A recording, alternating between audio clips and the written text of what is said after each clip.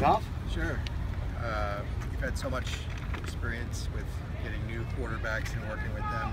Is Josh where you want him to be right now? You know, just a couple of days away from the season opener. Do you feel like his comfort level with what you want him to do is there, and things are looking the way they need to look? Yeah, I think we got to take that mentality of that we're always trying to get more out of them, always trying to build.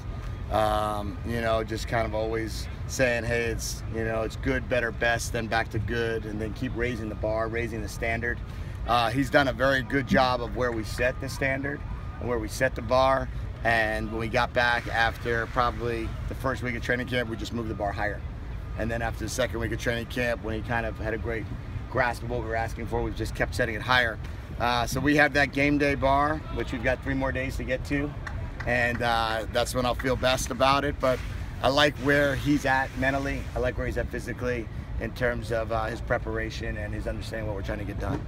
How close would you say he is to what you were expecting when you arrived here? Well, there's, you know, he's exceeded a lot of my expectations in terms of, you know, what he is as a player physically, as well as, you know, his intelligence and how much he can grasp. So I didn't know really what to expect. I just kind of had, you know, the traditional, you know, coming in, and it's a guy that's had now 3 coordinators in 3 years, so you just don't know exactly how much is, you know, scrambled around and how much football that kind of, you know, mixes matches together. But he did a great job, and I'm really happy where we're at with him. On that note, it's one thing to look at Josh on tape. When you interact with him, or you sat down with him, or even on the practice field, what jumps out that you would never see on tape? I think the biggest thing that I would say with Josh is that you see a guy that is really, really working hard at it.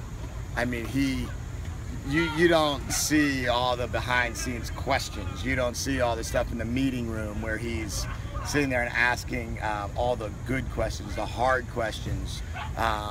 Why are we putting this in? Versus for what coverage do you want this? Or, you know, what do you want this against? And I think it's because it's not questioning what we're doing, but in terms of really a thirst for knowledge. And I don't know if you can ever see that from watching film.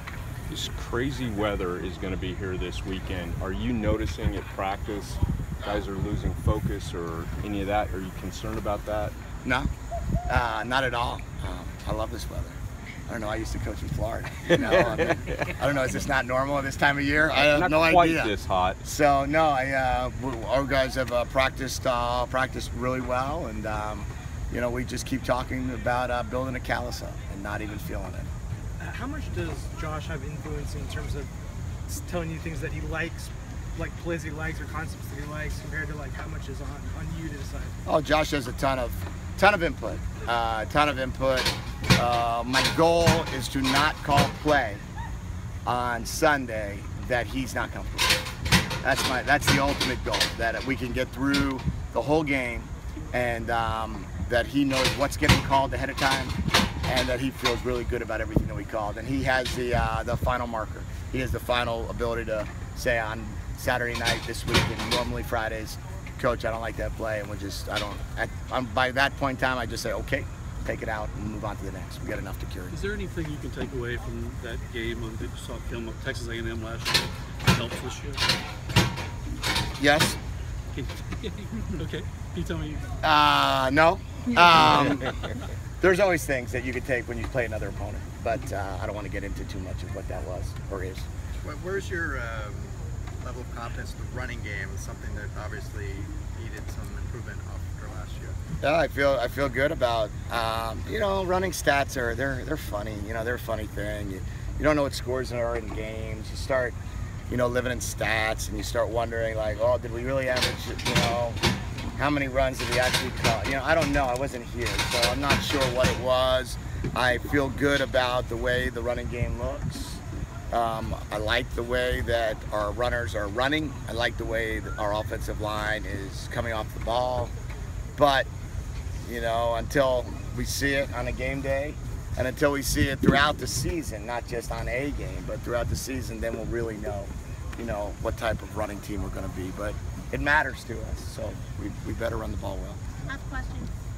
Texas A&M won that game last year, carried them into a lot of momentum. Am I misreading that? Is there too much to be made of momentum this early? You know, I don't know. I probably used to subscribe a lot to momentum, and then I watched the Super Bowl, and then I saw that you can be down 28-3 and still come back and win. Then, you know, you look at other teams that that maybe you don't win, or you bounce back. You have to be able to handle adversity. You know, we were in a situation at Michigan where we went, we lost our first game at Utah a couple years ago, and then we won whatever it was 7 in a row, and we wound up going 10-3. And then the other years, we went 9-0. And you just don't know. You don't know how the momentum brings you, but we're just looking to have one game at a time, one opportunity, and then whatever the end result is of this game, we'll then put this game behind us and we'll work on the next game.